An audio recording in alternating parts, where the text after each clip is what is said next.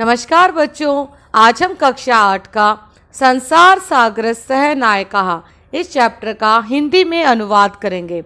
संसार सागर से इसमें षष्ठी विभक्ति का प्रयोग हुआ है, अर्थात संसार सागर के नायक जिन्होंने संसार के सागर बनाए हैं।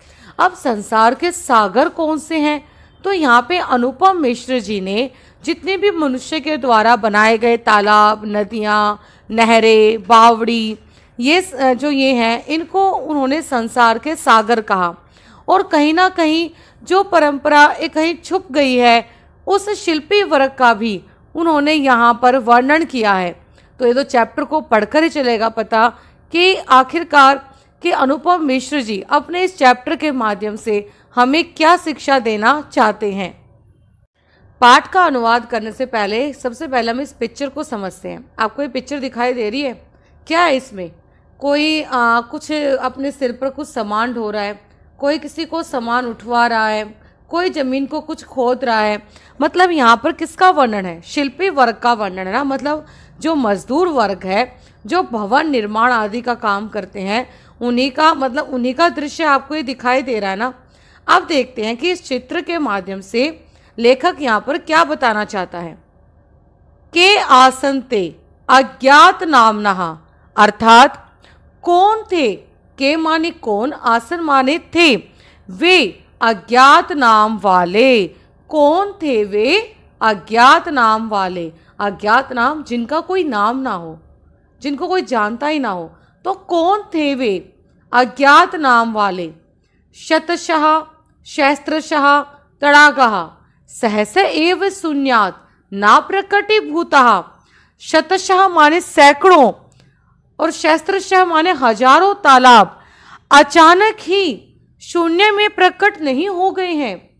कि जो सैकड़ों हजारों तालाब हैं वो अचानक ही शून्य मतलब जीरो में प्रकट नहीं हो गए हैं। इमे एव तड़ागः अत्र संसार सागरः इति। इमे यही तालाब यहाँ के संसार सागर हैं। मतलब यहाँ पर लेखक ने इन तालाबों को संसार के सागर कहा है। वो कहते हैं इमे एव तड़ागः अत्र, यही तालाब ही यहाँ के संसार सागर हैं। एतेषाम् आयोजनस्य नेपथ्ये निर्मापयितॄणाम् एककम् और निर्मातॄणां च दशकम् आसीत्। नेपथ्य होता है बेटा पर्दे के पीछे। इन्होंने कहा कि इनके आयोजन के मतलब आयोजन क्या होता है? बनाना। इनके आयोजन के पीछे बनवाने वालों की इकाई और बनाने वालों की धाई थी। इकाई क्या होता है? जब आप मैथ्स में करते हो तो वंस टेंस ऐसे करते हो ना, तो इकाई वंस और टेंस होती है धाई। तो दोबारा देखो, ये कह रहे हैं कि इनके आयोजन के पर्दे के पीछे निर्माण करने वालों की इकाई और बनाने वालों की धाई थी। एतत् एककम दशकम च आहत्य शतकम शस्त्रम व रचयते स्म।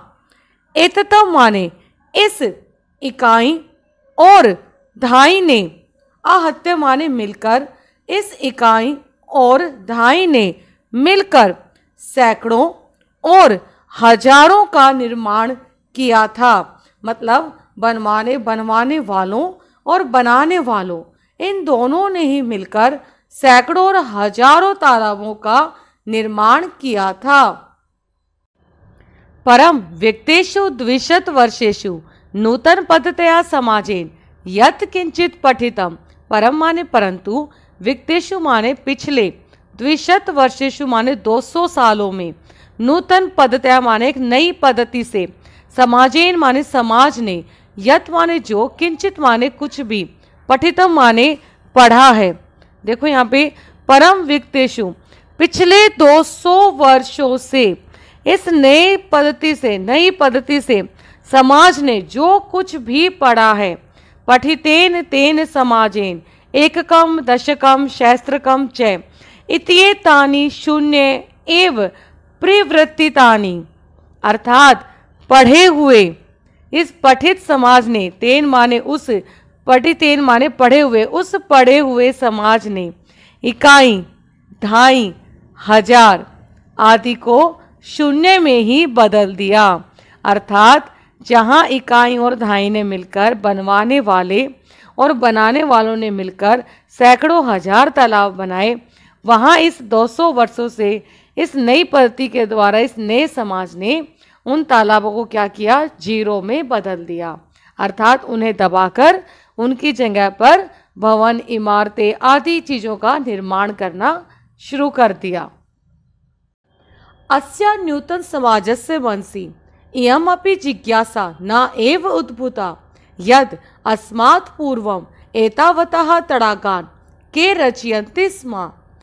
अस्या होता है इस, नूतन माने नए, समाजस्य समाज के, मनसी माने मन में, इयम अपि यह भी, जिज्ञासा जानने की इच्छा, ना एव, ना माने नहीं, एव माने ही, उद्भूता क्या होता है, उत्पन्न होना, अस्मात् पूर्व माने इससे पहले। देखो अब यहाँ पे लेखक नए समाज के बारे में क्या बताना चाह रहा है कि अस्य नूतन समाज से, इस नए समाज के मन में यह जानने की इच्छा भी उत्पन्न नहीं हुई कि अस्मात् पूर्वम, कि इससे पहले इतने तालाबों को किसने बनवाया था, कि इससे पहले इतने तालाबों को किसने बनवाया था। एता आदृशानि कार्याणि कृतुम ज्ञानस्य यो। एता आदृशानि माने इन कार्यों को करने के लिए, एता आदृशानि माने इन सब इन कार्यों को, कृतुम माने करने के लिए, ज्ञानस्य यो, ज्ञान का जो, नूतन माने नई, प्रविधि होती है विद टेक्निक, तकनीक, विधि, विकसितः माने विकसित होना, नया ढंग जो विकसित हुआ है। अर्थात इन कार्यों को करने के लिए ज्ञान का जो नया ढंग विकसित हुआ है, तेन प्रविधिना अपि पूर्वम संपादितम एतत् कार्यम मापयितुम न केना अपि प्रयतितम। तेन माने उसके द्वारा या उस ढंग से पहले किए गए इस कार्य को मापने के लिए किसी ने कोई प्रयत्न नहीं किया। दोबारा देखो कि उसके द्वारा उसी ढंग से पहले किए गए इस कार्य को मापने के लिए किसी ने कोई प्रयत्न नहीं किया। अर्थात जहां आज नए समाज ने नई टेक्निक से, नई तकनीकी का प्रयोग करके अपने कार्य को कर रहा है, क्या पहले जो ये तालाब बनाए गए क्या बिना सोचे समझे बनाए गए? क्या उन लोगों ने उनको नापा नहीं? क्या उनका अनुमान नहीं लगाया कि इसका कितनी लंबाई चौड़ाई कितनी होनी चाहिए? मतलब आज नया जो समाज है वो अपने आप को बहुत समझदार समझ रहा है और अपने उस ज्ञान का थोड़ा घमंड भी कर रहा है। देखते हैं आगे लेखक और क्या कहना चाहता है। अद्य ये अज्ञात नाम्नः वृत्तन्ते पुराते बहुप्रथितः आसन। अद्य माने आज, ये माने जो, अज्ञात नाम्नः बिना नाम वाले, वृत्तन्ते माने हैं, आज जो ये बिना नाम वाले लोग हैं, पुराते बहुप्रथितः आसन, बहुप्रथिता माने बहुत प्रसिद्ध, पहले ये या पहले वे सब बहुत प्रसिद्ध थे, मतलब उनका सम्मान होता था। आशेषे ही देशे तड़ागः निर्मयन्ते स्म निर्मातारो अपि आशेषे देशे निवसन्ति स्म। जहाँ भी स्म लग रहा है वो क्रिया पास्ट टेंस की बन रही है। संपूर्ण आशेषे ही देशे, संपूर्ण देश में ही, तड़ागः माने तालाब, निर्मयन्ते स्म माने बनाए जाते थे, और निर्मातारो अपि और बनवाने वाले भी संपूर्ण देश में रहते थे। दोबारा देखो, संपूर्ण देश में ही तालाब बनाए जाते थे और बनवाने वाले भी संपूर्ण देश में रहते थे। अर्थात बेटा कि इसमें लेखक कहना चाह रहा है कि जो तालाब थे, क्योंकि पानी का स्रोत तो ये तालाब ही थे। पहले ये टूटियाँ थोड़ी नहीं थी कि आपके टैप लगी हुई थी घर में कि वहाँ पानी आ जाएगा, नहीं, पहले पीने का साधन ये तालाब ही थे। और जो तालाब थे वो हर एक देश में बनाए जाते थे, और इनको बनवाने वाले भी वो उन हर एक देश में, सभी पूरे संपूर्ण देश में रहते थे। तो पहले पानी का स्रोत ही क्या था? ये तालाब थे। देखो आपको यहाँ पे ये पिक्चर दिखाई दे रही है जिसने एक लोहे की जो छड़ है वो अपने हाथ में ले रखी है, और कुछ उस पर लिखा भी हुआ है, शायद इंची टेप ही हो सकता है। अब देखते हैं कि इस चित्र के बारे में लेखक हमें क्या बताना चाह रहा है। गजधरः इति सुंदरः शब्दः तडाग निर्मातृणाम सादरम स्मरणार्थम। स्मरण क्या होता है? याद करना। सादरम क्या होता है? सम्मान। और निर्मातृणाम होता है बेटा निर्माण करना, किस चीज का? बनाना। तडाग तालाब। गजधरः गजधर यह सुंदर शब्द तालाब बनाने वालों के सम्मान में याद किया जाता है या सम्मान के लिए है। गजधर यह सुंदर शब्द तालाब बनाने वालों के सम्मान के लिए याद किया जाता है। राजस्थानस्य केषुचित् भागेषु शब्दो अयम अद्यापि प्रचलति। राजस्थान के कुछ भागों में यह शब्द आज भी प्रचलित है, मतलब आज भी राजस्थान में इस शब्द का प्रयोग किया जाता है। कह गजधरः, कौन है गजधर या गजधर कौन है? यह गज परिमाणम धारयति सह गजधर, जो गज के माप को धारण करता है उसे गजधर कहते हैं। गज के माप को, अर्थात अगर मैं बोलूँ गज मतलब हाथी, जो हाथी की लंबाई चौड़ाई उसकी मोटाई ये सब नापे उसको क्या बोलेंगे? गजधर। अगर मैं बोलूँ गज मतलब जमीन, 2 गज जमीन 3 गज जमीन, जो जमीन को नापे, उसकी गहराई को नापे, कितनी चौड़ी है लंबाई है, तो उन सब चीज़ों के माप को जो धारण करता है उसे गजधर कहते हैं। मतलब हाथी के माप को धारण करने वाला गजधर कहलाता है। अच्छा बताओ अब गजधर किसे कहते हैं? किसे कहते हैं गजधर? जो गज के माप को धारण करता है उसे गजधर कहते हैं। गज परिमाणम एव मापन कार्य उपयुज्यते। उपयुज्यते का अर्थ होता है प्रयोग करना। गज का यह माप ही मापने के काम आता है। समाजे त्रिहस्त परिमाण आत्मिकिम लोहे इष्टिम हस्ते गृहीत्वा चलन्तः गजधरः इदानीं शिल्पी रूपेण न एव सम आदृतः सन्ति। लोहे इष्टि होती है बेटा लोहे की छड़।